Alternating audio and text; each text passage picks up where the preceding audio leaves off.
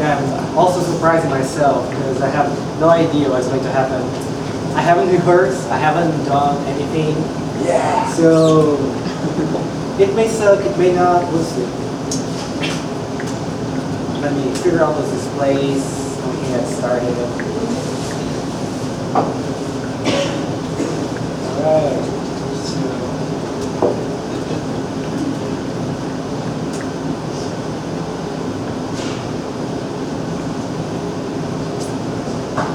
Okay, so, let me just see a little bit of show of hands. So, who here would say they are an Elixir developer?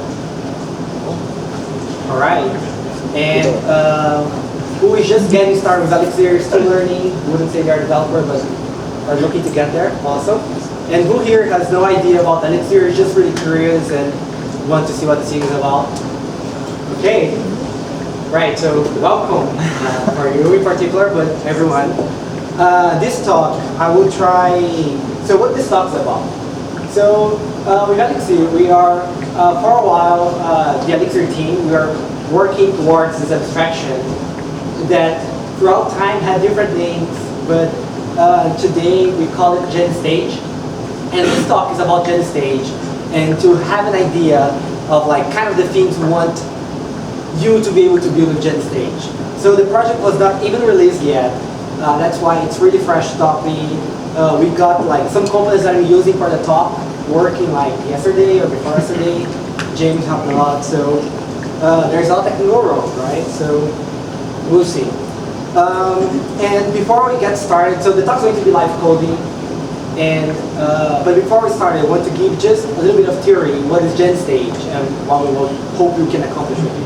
Okay, so Gen Stage is, the idea of Gen Stage is that, so today when we are writing Elixir code, we can create processes, right? Which are those things that are running concurrently and they can exchange messages. But there is, and you can send messages to each other, but there is no way you can establish kind of a pipeline of things, right? One process that is sending data to the other, and then to the other, and to the other. So the whole idea of Gen Stage is that we can have like a source of data, for example, and then the source of data is sending data to other stages that are processing, is sending this data to other stages, and so on, right? So we're kind of thinking like data streaming through stages, okay? And the things that we want with Gen Stage is that we want the stage to care only about the data processing. So if you are a developer, right, and you're writing a stage, you just want to care about how the data is going to be transformed along the way. When you are writing the stage, you don't want to worry about who is going to receive that data, how many people, and so on. You just want to worry, okay, what do I need to do with this data? And then the whole kind of routing is handled elsewhere, okay? So the sending of data is supposed to be handled transparently, okay? You don't really care about, who this data is going to. You know there's someone, but you don't really care who. You know there's a process, okay? And we're going to see the data is handled with back pressure. We're going to learn more about this soon. And we want to support multiple dispatchers, which are going to see about this soon. Okay? So the whole idea with Gen Stage is that the sending of the data is demand-driven. And what we mean by that is that imagine you have a producer and a consumer. And the idea is that the producer is going to send data to the consumer, right? But it doesn't work in a way where the producer just starts sending data, because that would be bad, right? Like, what if the consumer is slow and the producer is just getting data? For example, getting data from RabbitMQ, from the database, or something like that. So if the producer is getting data and just sending this data elsewhere to a consumer, that is going to, you can have the consumer getting behind, and then run out of memory, for example. So we don't want that. So what we do is that the first thing is that the consumer subscribes to the producer, and now the consumer needs to send demand.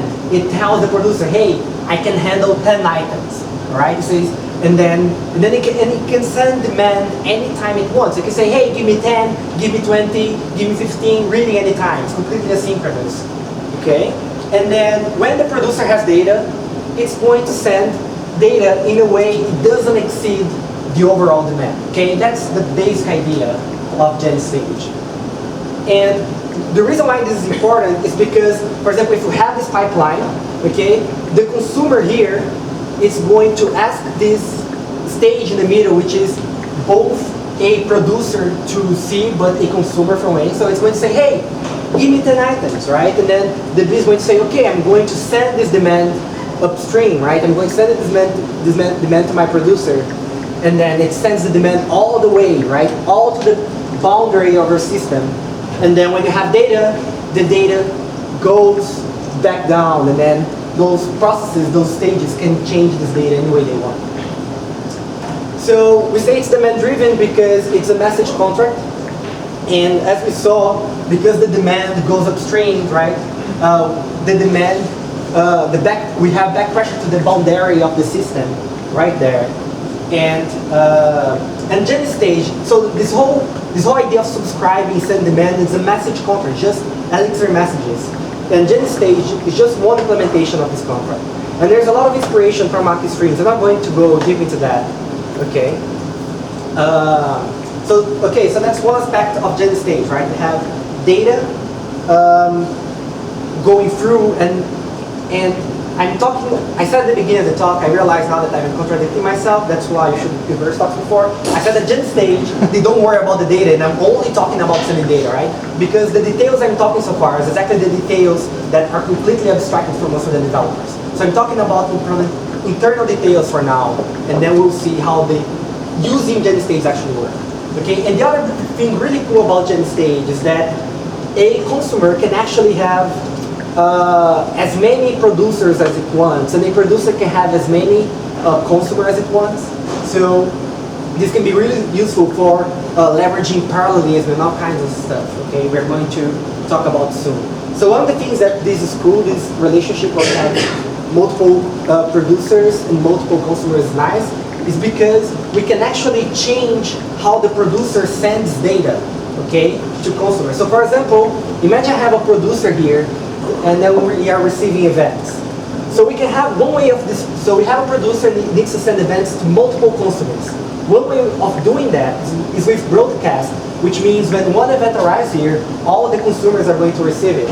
And that's what we see. So if we use something called a broadcast dispatcher, we can see exactly that happening. So there is the event one arrives to the producer, it sends to everyone, and then the second to everyone, and then the third to everyone, and so on. But we also have things like demand dispatcher, where we send the event to the consumer, which has the biggest demand, that asks for more items, because we assume that's the one that's going to be less busy. So now this time you get the different events going to different places. Okay. So all right. Okay, so that was the basic idea of how things should work, and how it works internally. But implementation-wise, we have very different concerns. Okay, so what I'm going to do here is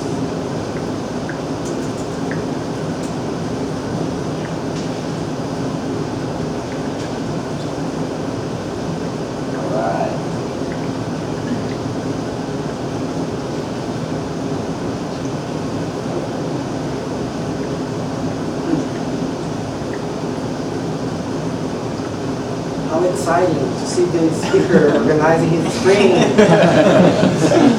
Excellent. Okay, I think I'll survive with all the space.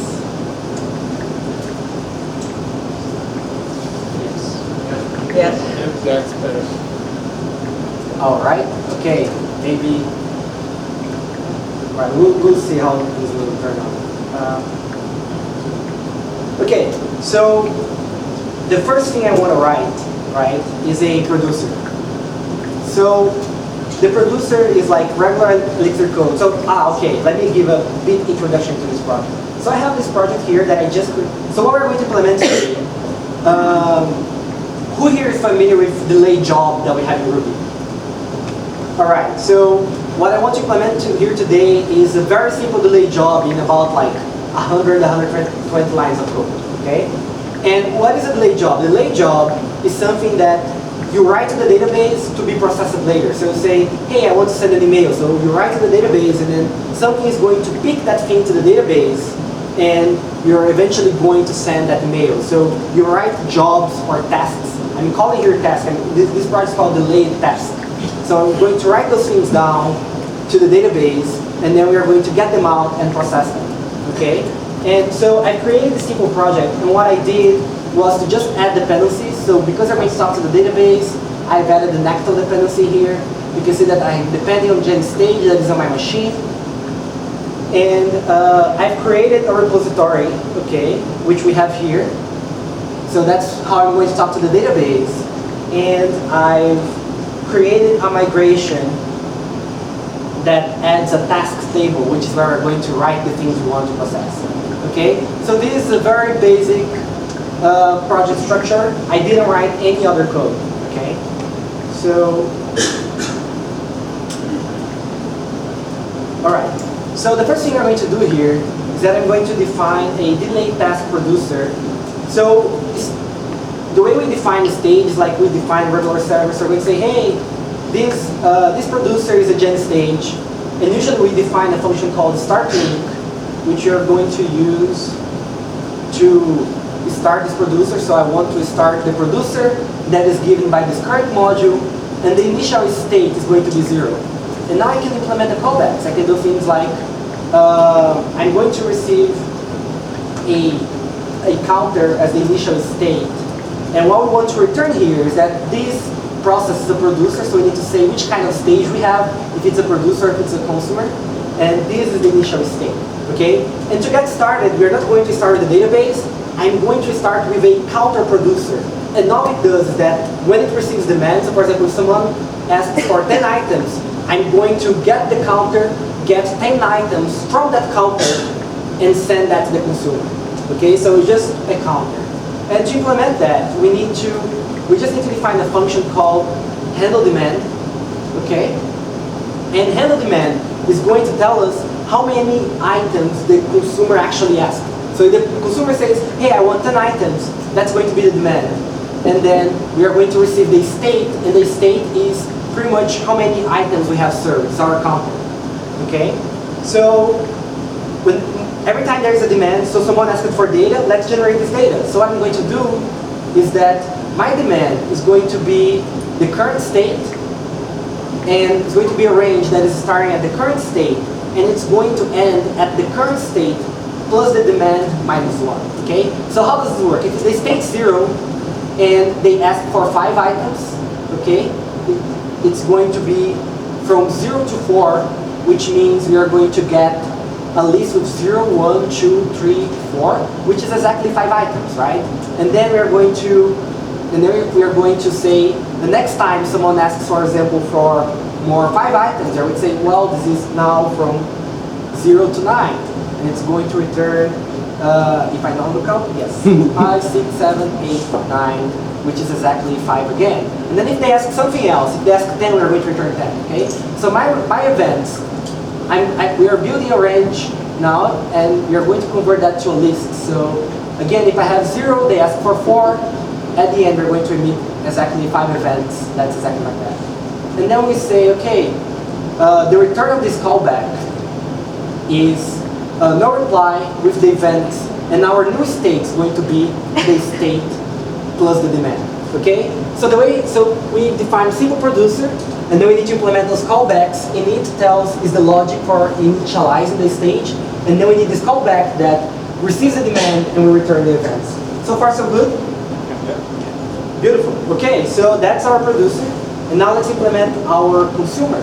Okay, so it's going to be, I'm even going to copy paste this. So our consumer is quite similar. We are going to say use gen stage, and we are going to start the link, and we have the initial state. We don't really care about the state for the consumer. I'm going to put whatever here, literally whatever, but it can be anything else. And then we want to say that it is a consumer. Okay? And what we want to do is that now the consumer, it doesn't handle demand, right? The consumer sends the demand. The thing that the consumer actually handles are events. Okay, so we are going to receive events from a producer, and we are going to have a state that we don't care. What we're going to do for now is that we are going to traverse those events. Let me scroll up so everyone can see. I'm going to traverse those events printing my my process identifier, my process number, right? And the event itself, and we are going to return reply. And the second argument here are the events, but consumer cannot publish events, so it's all in empty list, and they state that we don't really care. Okay, so that's the consumer. So far, any questions? Okay, that's it, right? We are going through the list, we are printing everything, and we should be good to go. And the last thing I'm going to do is that I'm going to give the producer a name, which is going to be the same name as the module. And here, I want to say that this consumer, I wanted to subscribe to delay task producer. And the reason I like to do this on init is that if this consumer crashes, when it comes back up, it just goes and subscribe again. But you can do that as a separate step. Okay? So, all right, we have the producer, we have the consumer. Let's make it work. So, what I'm going to do is that I'm going to come here to my application, the one that defines all of the processes that are running my application. And I'm going to say I have a new worker now, which is delay task producer. And we are starting with no arguments. And I have a new worker now, which is delay task consumer, that are also starting with no arguments. And if I made no mistakes, it should work. So, all right. So I'm going to start my app.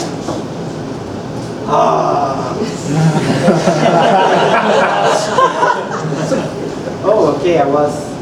When I generated this application, I was using the most recent. I was using Elixir London. All right, it's compiling, and it should start printing numbers really soon.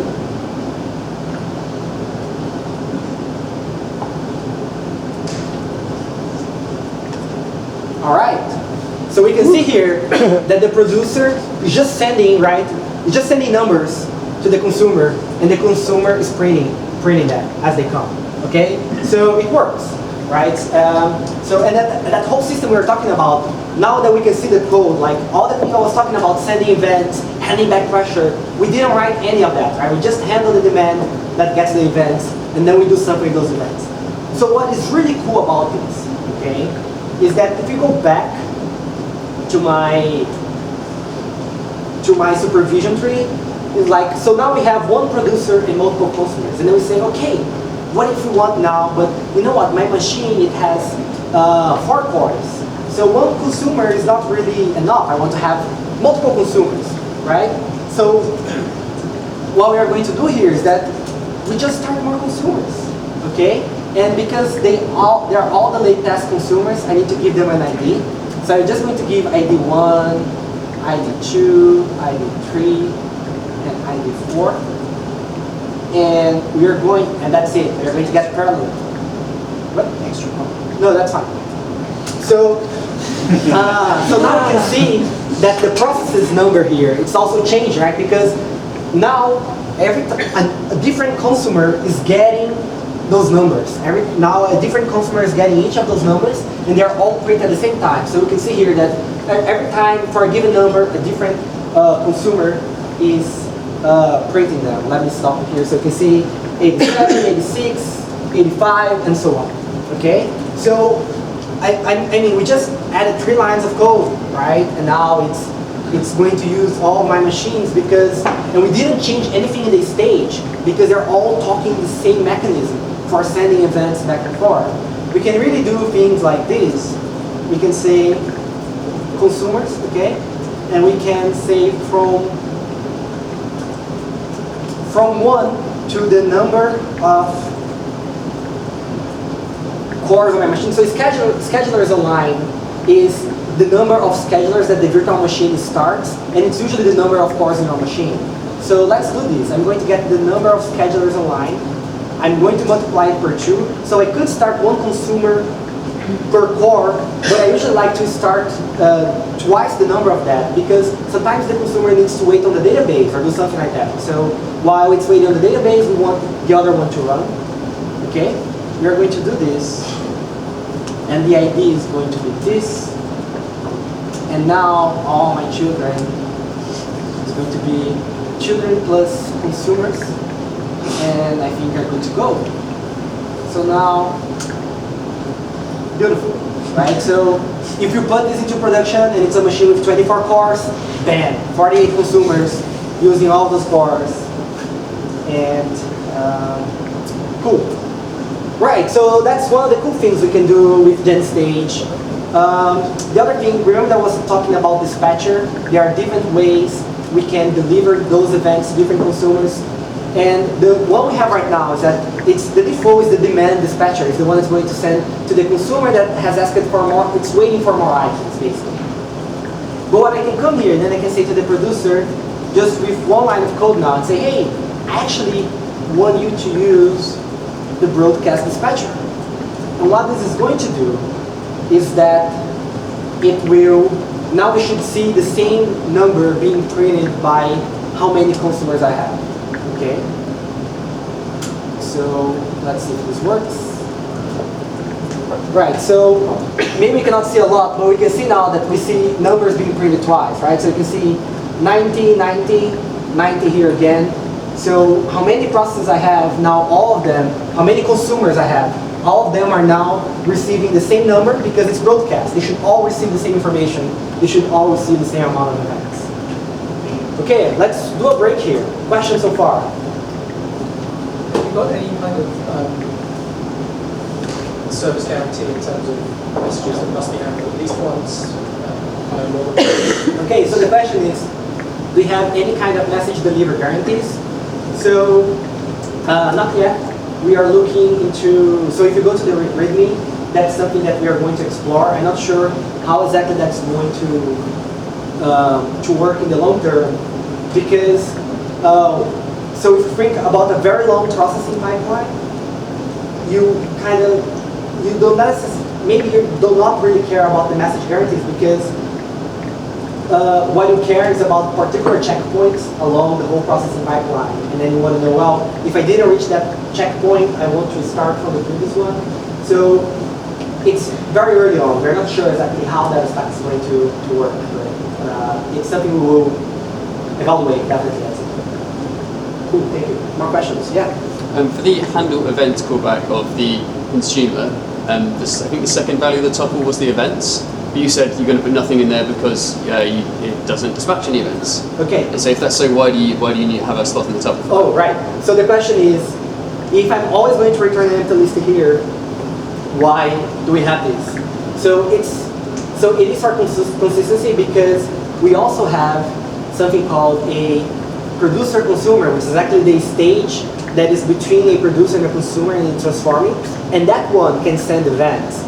So in order for all the callbacks, regardless of the stage, to have the same return type, we went with this normalized aspect. It's a trade-off. We went to, well, it's better to have the same return type everywhere than changing based on which kind of stage you choose.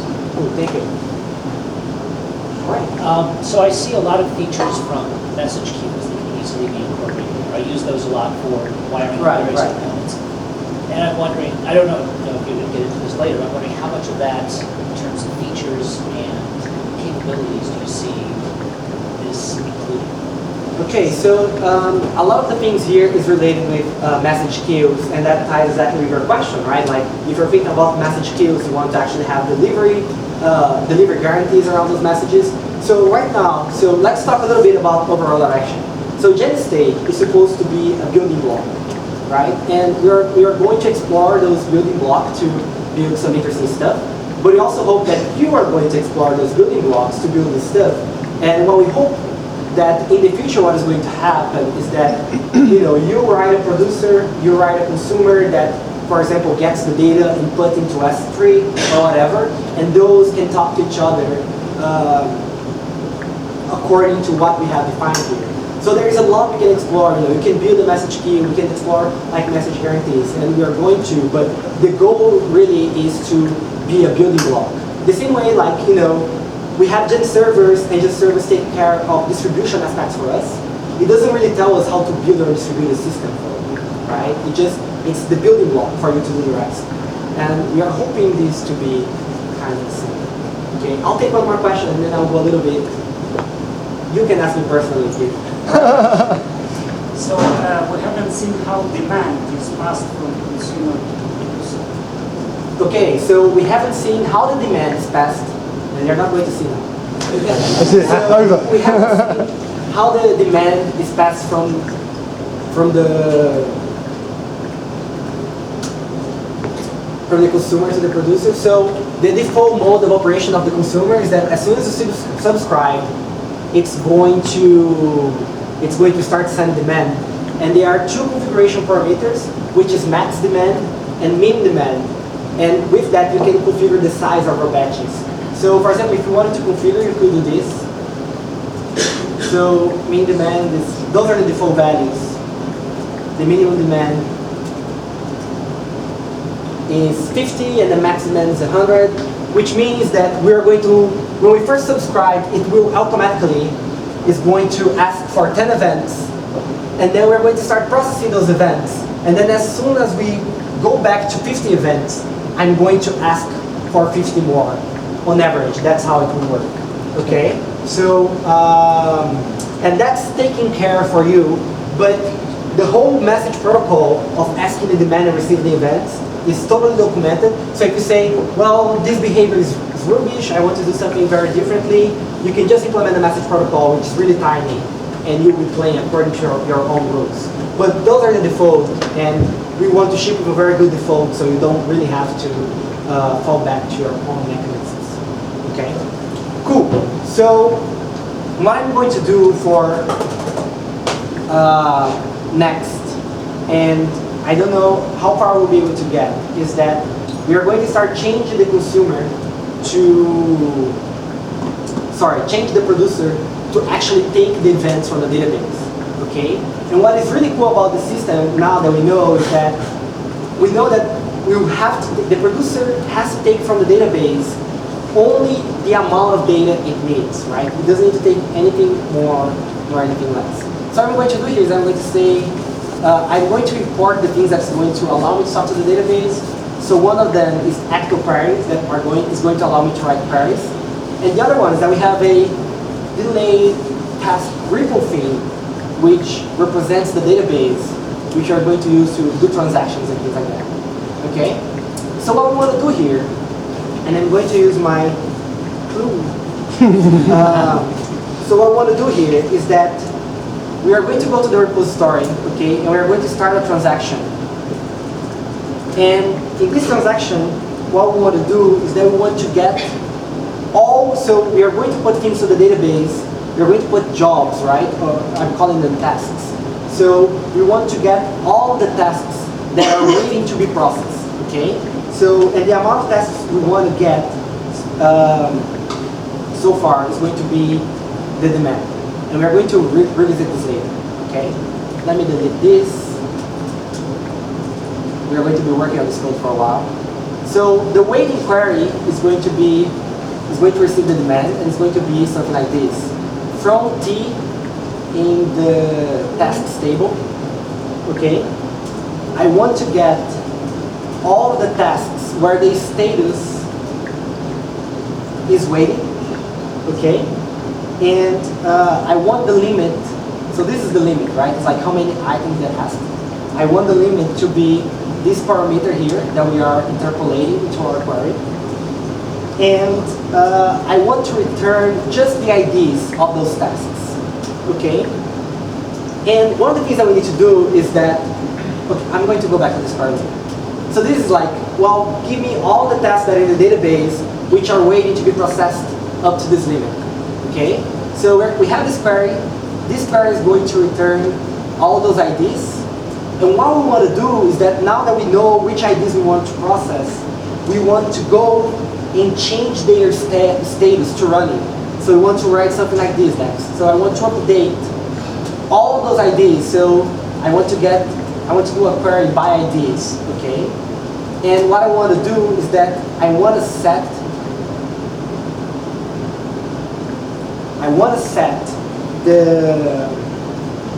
the status fields from waiting to running, okay?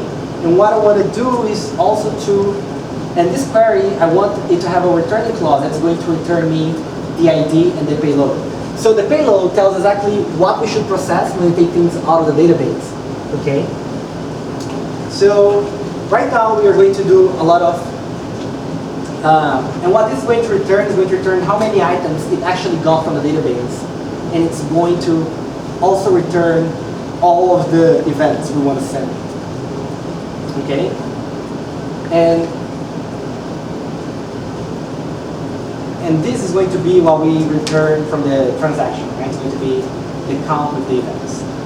Okay? So, but there is one thing else that we want to do. Imagine that we wrote this code, right? We are getting the tasks from the database, and then we are marking them as running. But imagine that when we are going to put into production, we start many machines that is running exactly this code. We can have a situation where 3 machines get the same waiting things, and then they get like the first 10 tasks. The 3 machines get the first 10 tasks and change their status to running. Okay? And if we do it like this, we are going to have like those tasks are being processed multiple times, right? Because each machine is getting the task and thinking they can run it. Okay? So what we need to do here is that we need to add a lock. And here I'm basically using the database as a queue. So what I'm going to do is I'm going to say, I want to get those tasks for update, and that's going to block from having multiple databases getting the same tasks at once.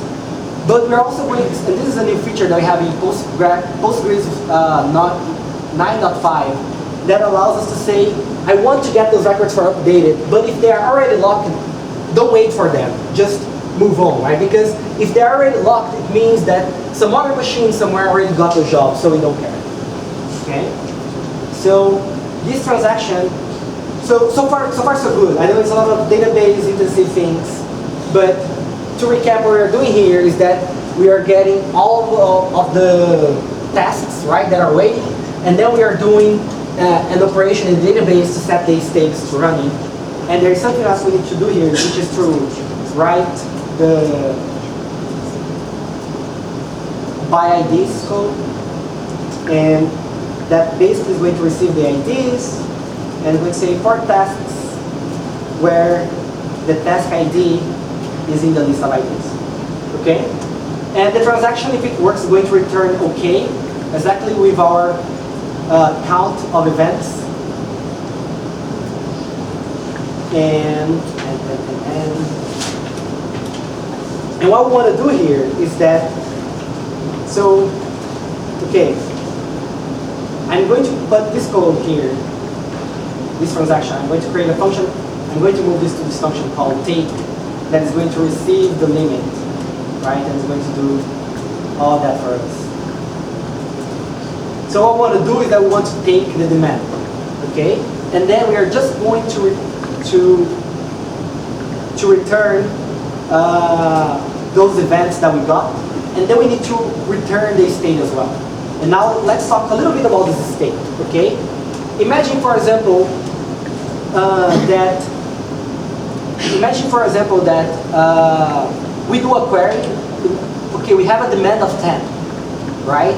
And then what is going to happen after we have the demand of 10 is that we do a query, and this query returns no results, right? So count is 0. We have no results. So we got a demand, but we did not fulfill this demand. The events is going to be empty, right? Count is 0. So what should we actually do with this count? We should store it as a state, right? So later we go and try again because we know that we have consumers waiting. So we know that this count here is going to be part of the state, okay? Which means that the amount of items we want to take is not only the demand, but it's the demand and whatever we were waiting for in the state. This is actually our limit, okay? And our next state is our limit minus everything we were actually able to solve, okay? So basically we're saying, okay, there's a chance I cannot always serve everything that I want, so we need to take into account how many items is pending, right? This is kind of pending. State means pending in this case. So this is the amount of items that I have pending, and plus the amount of items that I got, and then our new state is going to be the amount of items that we were expecting to get, the limit, minus the ones we actually got. Okay? So let's do this. Like there's a 7, you should change the limit. 27. 27. Oh, beautiful. Thank you. All right. Let's see if this works. So right now we're not writing to the database, okay? So what we expect to do though is that all consumers, they're going to come and send demand. And let's remove the broadcast dispatcher for now. And let's go easy on the concurrency here, just because it may pollute the logs. We're not going to see what is happening. I'm going to go with 1 for now, okay? So let's run. Oh, it works, right? So what is happening here is that we are doing queries to the database, which means that the consumer, when they said, remember that I said that the default value is 100? So we just need a query to the database and say, hey, give me 100 tasks for me to process. But we don't have anything in the database, right? So there is nothing to process right now, okay? Cool, so we are almost there. So what we're going to do next, what I want to do next, is that we should actually write things to the database, right? We should actually be able to enqueue things in the database. So I'm going to do this. Let's create a new function here at the late task called start later. And that's going to receive a module, a function, and some arguments that we are going to save to the database and execute them at some point later on, right? And all this does is that it's going to the database, delay task repo, and we are going to insert into the task table. So insert always useful for inserting multiple instructions. But right now, we care just about 1. So we are going to insert a task that has status of waiting, because that's what we actually check.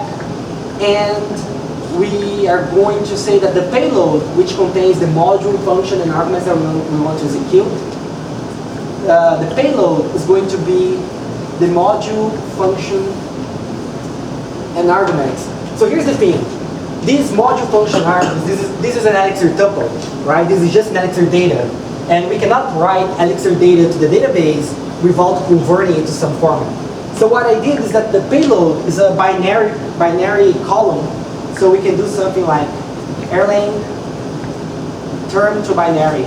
And that's going to serialize that into a binary that we can effectively insert. Okay? So this is our code to just insert things into the database. Cool, so let's start again.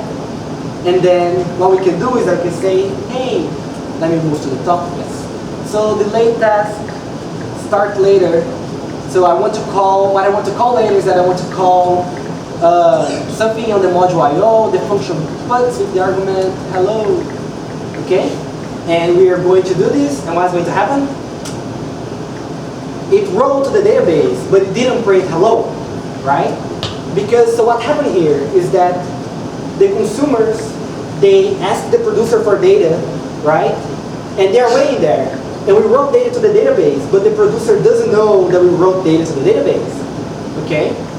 So what we are going to do now is that every time we do this, every time we insert something to the database, we need to send a message to the producer so it knows that we have no data, okay? So I'm just going to do just something very quick here. I'm going to get the late task producer, say, yo, you have data, all right? And the producer, and now we need to handle this event, okay? So what the producer is going to do is that it needs to have handle info. It's going to receive the what do they call it? Do you have data? You have data. You have data with the state, okay? And now we're going to say, well, someone told me that I have data, and remember that the state tells us now how many events I actually was supposed to have given so far. So what we can do is that we can do the same thing, right?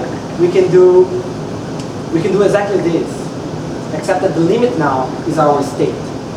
There is no demand. We can actually refactor this code. We can do it later, right? But so if it tells me I have data, the limit is going to be my state okay? And then I'm going to take how many I can, and then I'm going to reply with the events I got and the limit count, okay? So there is one thing that's important to pay attention here is that demand is always more than 0, okay? Yeah. So there is a chance here that there is actually nothing to be served, so we have to handle this at some point. I'm not going to handle it now to see if it's going to crash or something like that. If it crashes, we'll figure it out, okay? So, all right, so what I'm going to do, questions so far? There's some magic that we're seeing in the fact that when the producer sets the first floor plan, not the gap, right? Yeah, right. But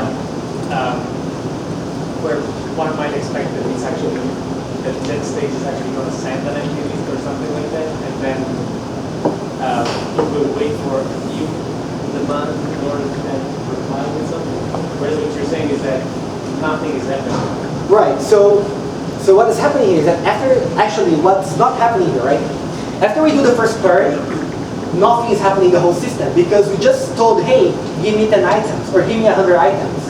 And nothing is sending those 100 items because there's nothing in the database, okay? So everyone is waiting. That's why when we write to the database, we notify our local producer group that, hey, by the way, there's a chance to have data now. Go check for that.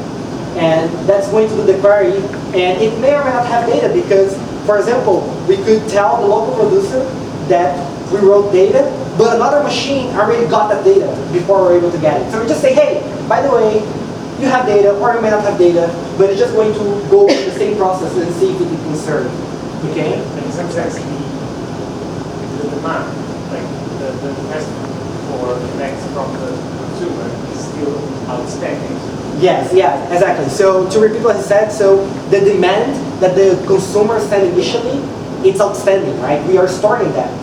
That's exactly what we do in this code here, right? Because so we have the first request. Demand is 100, right? If there's nothing in the database, demand is 100, state 0. So our limit is 100. If we do the query, if there's nothing in the database, count is 0, and then we do 100 minus 0, that's going to be 100. And then when we say, yo, you have data, the state knows that it has 100 pending. So it's going to try to get those 100, and it's going to move on. So let's do this. So I'm going to start the, remember here that we just scheduled something, but we didn't see it processed, right? So what I'm going to do is that I'm going to start again, but because we have already killed something, now when it starts, we should see hello printed, right? Because we have something in the database that we didn't handle it yet. So let's see if it works. Okay, we have, so we did not see hello printed because we did not implement that part of the code, but we have this new keywords now, right? We have this, remember that, what does our consumer do? Our consumer just prints the event, right? Here's the event. We need to process the event, but here's the event. We have the ID, we have the payload, right? So it's working. And let's do this. Let's do delayed task, start later. IO, puts. I'm not going to make an Adele joke, so I'm going to go with hello world. And I just killed another event, and now we can see that at the moment I killed it, the consumer already got it, right? But we are not processing it yet, okay? So it doesn't work. So the pizza arrived, so let's finish this part and go with pizza. So what we need to do, we have the producer, it's getting the demand, it's receiving everything, and we have the producer is getting the demand. When it gets data, it goes look at the database, it's sending that downstream, but all we are doing downstream right now is just printing the event. So let's finish this. What we're going to do is that we want to get the ID, okay? And we want to get the payload. Remember, the payload is where we put all the information on how we want to execute this, okay? So I'm going to, that's the event, all right? Let me move this to the top, sorry. So our event has an ID and a payload, and the payload, it's module function arguments that we need to decode back. Remember that we used Erlang term to binary to put it into binary, so we could write down to the database. Now we want to do binary to term. We want to do the opposite. So we get the module function in args. And now I'm going to start a task. Well, I'm just going to apply that. That's going to be easy. So I'm just going to apply the module function in args. And we should be able to see those printed now, because now we are effectively executing the events. Okay? So let me go here. Let me start again. And nothing happened. There's nothing there. There's nothing in the list. Well, there is, right? We created the. No, you had it running. They're all running. The world came back, didn't it? Well, but we are not changing the status to. But you had. Yes, you are. We didn't run that part. Yeah, you are. Yeah, Yeah, you did. They're all running. Running.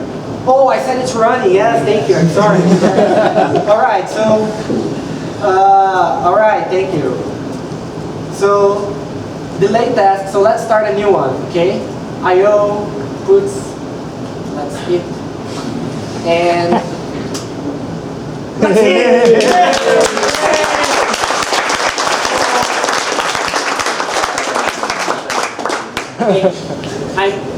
I'm really going to start it here. We're going to open up for questions.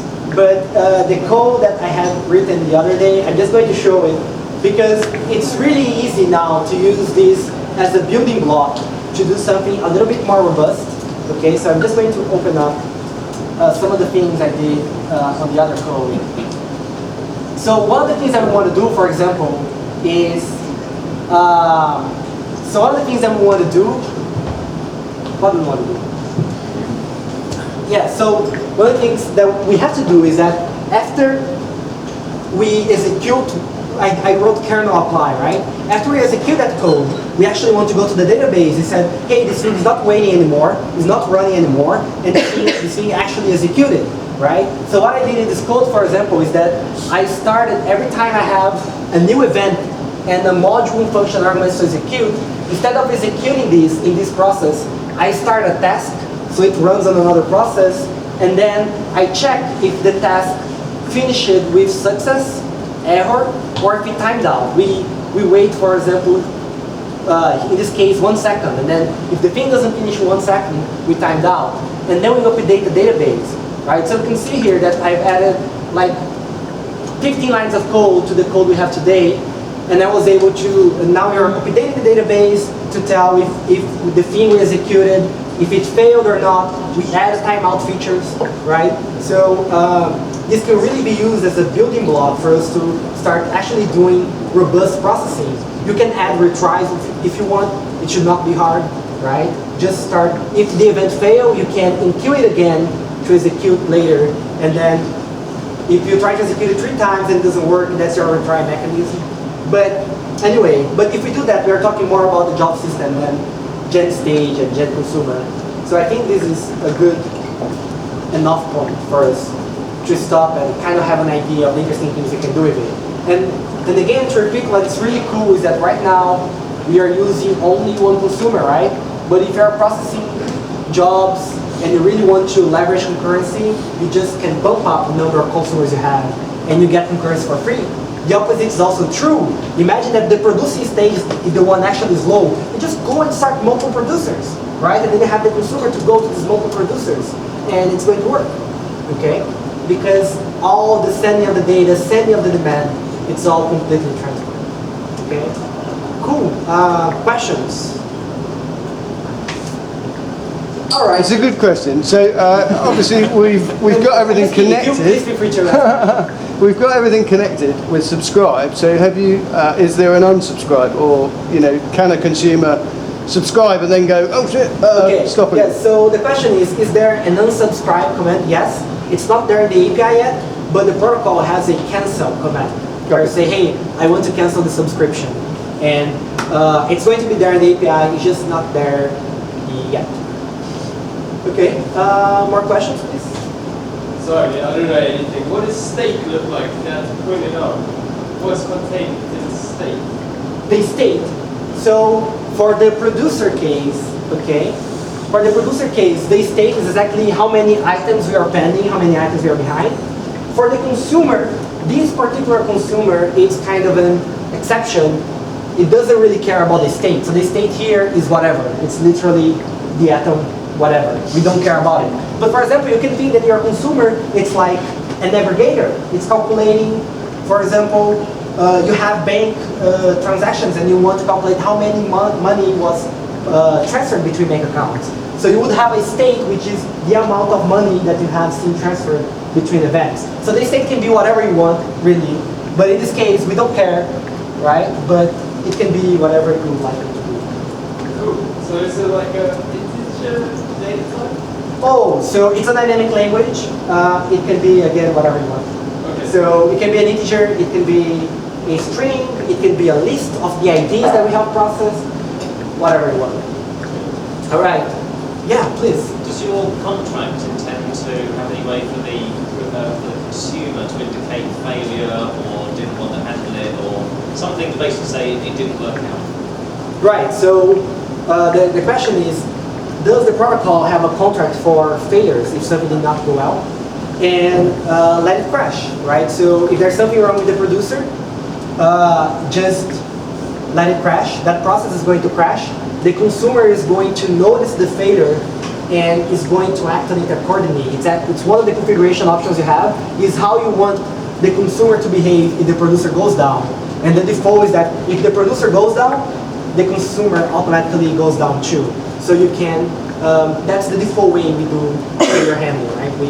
If something goes wrong, you're going to act on that by probably going wrong yourself, but if you need to do something before you actually shut down and so on, there is an option too. But it's let it crash basically. Is it built in a way that you could retry something because okay. So if the question is in particular about this job system. So it's the consumer. If the consumer Right. dies, is there does the contract allow? If the question is about this consumer in particular, what we want to do here is that we want to execute this code, right?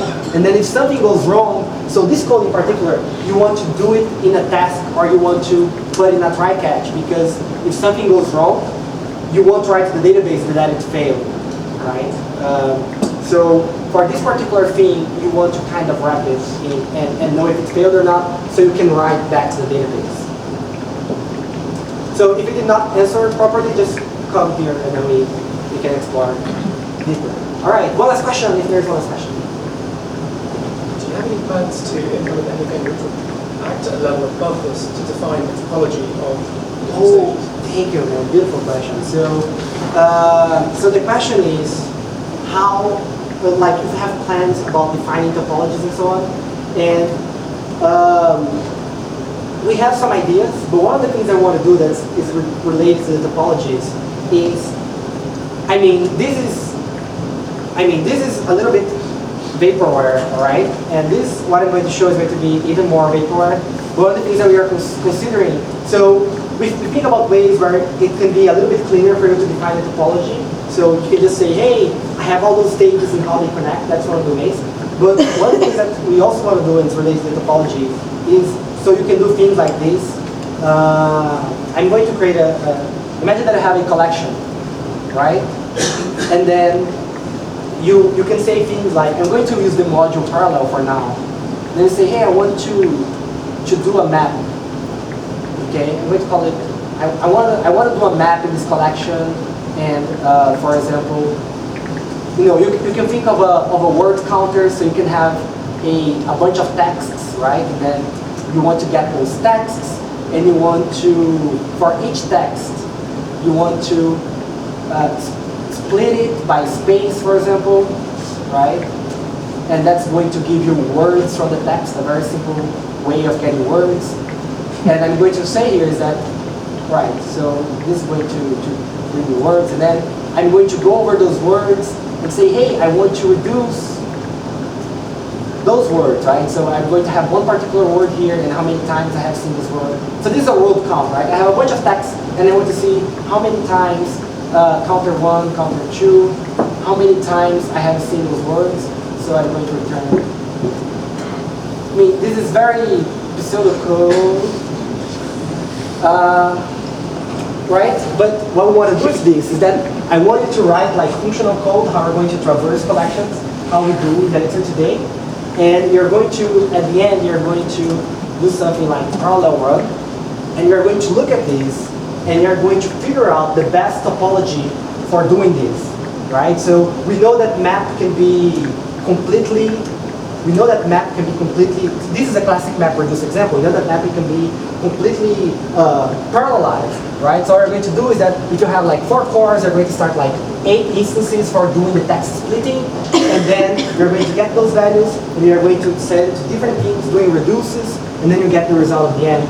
So, what I want to do is not only to allow you to define your own topologies where you connect things together, but we also want to not have you do that in the first place. We wanted to just say, hey, I want you to compute this for me. And then we can look at that and say, okay, I know enough about this code, and I know what is the best topology, so you don't have to define the topology for executing it as efficiently as possible. Okay, thanks everyone for coming, for the attention. And if you have questions, just come chat. I'll stay around for a good period of time while we have pizza, or possibly more. And yeah, so thank you.